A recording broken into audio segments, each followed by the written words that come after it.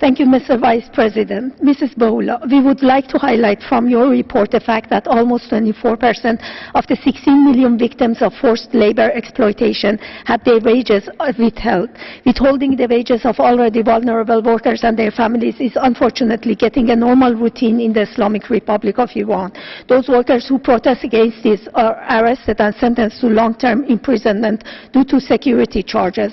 Just on Saturday, the sentence of 2 workers who protested with others against the withholding of their wages for months last year was announced.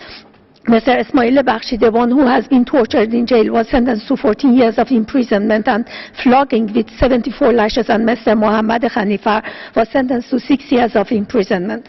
Mrs. Bahullah, the number of official child marriages in the Islamic Republic of Iran is on the rise, and many of the marriages are not even registered. The girl children in both officially registered and not registered ones are mainly forced to work in the household and agriculture. The age of brides in 5.8% of all officially registered marriages in Iran last year was between 10 to 14. These girl children, who are practically sold for labor and sexual exploitation, are banned from going to school after marriage. There is no minimum age limit for marriage in Iran.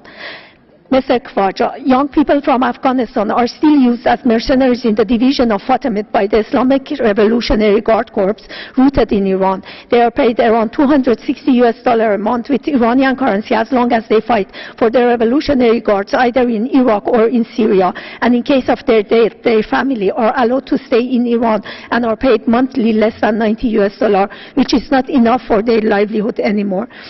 Mr. Khwaja, has your working group ever asked Iran to give you information about the age and number of casualties of these young men with origin from Afghanistan, reportedly some under age 1?